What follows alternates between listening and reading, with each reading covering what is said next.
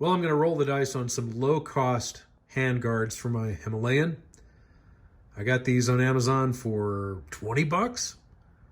They're aluminum, they're heavy, and the parts look good, man. I assume these black bushings are for putting the adjustable bracket around the handlebar. And I've never adjusted the windscreen on my Hemi. Can you see it's kind of hidden through the frost there? That to raise the windscreen, you pull the screws, put that up there and put the screws back. That may become necessary to fit this in such a way that it doesn't interfere with the fork lock, which I actually do use when I park it. So stay tuned. Yes, the black bushings go there. You remove the nylock washer nut, wrap it around the handlebar with this part available to fit into the handguard. And now when I set the phone down, I'm going to put this back on. Remove the bolt. Line this hole up and put it all back together. So I'm going to use a number 6 Allen to back that off. And then the part that was supplied, if I have led a clean and blameless life, will fit right in there with the proper receiver.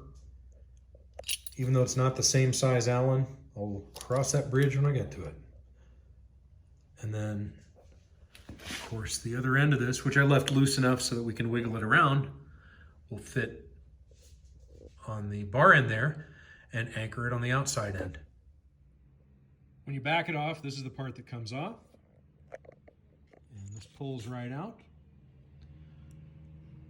This has a thread protector on it that just pops right off. This thing has like a 2-stage protector on there. They really want to keep these threads in good shape. You just pull all that stuff off. It goes back together like this, but I'm leaving the parts loose so I can play around with the angles. Went together great. Doesn't interfere with the travel of the clutch at all. The clutch cable comes over that keeper. I am not 100% in love with how much of this is left, so I'll address that later. On to the other side. Bit of a flag on the play. I backed off the bar end, put the new bolt in as I did on the other side.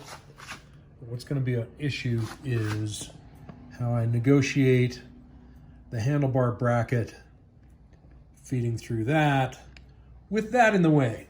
So you mess around with it for a while and I'll tell you what I figured out. Well, it's kind of good news. I didn't have to loosen or move any of the parts that were already on the motorcycle. All I had to do was play around with all the movable parts on the bracket. And I haven't put it all together yet. You can see there's a missing nylock nut there. But while I had access to it, I wanted to show you that it can be done.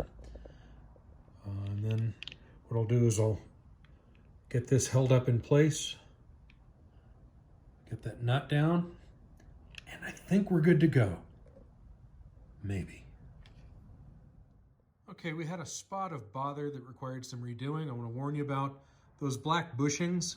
They're just held in there by pressure, and as I cinched down the bolts, they squirted out of position and ended up, falling out almost. So I had to back off the bolts, put them back in position, and now I'm clamping them back together more carefully. So don't do that. Well, they look good. They work fine. But as I had been warned, when I try to move it all the way over to lock the forks, I can't. It's blocked by the windscreen. So just for the hell of it, I'm going to lift the windscreen up into the upper position, see if that gives me my fork locks back. Might not. Whatever. Okay, if you've never seen it with the windscreen off, that's what it looks like. I'm going to pull this rubber bushing out, put it in there, Did the same thing on the other side.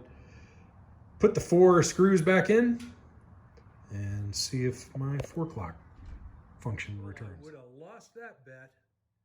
Now the fork lock works perfectly, and I've got that much room without touching the windshield. So that extra little bit of lift really made a difference. And you know what? They look good. I went on a test drive, no ill effects.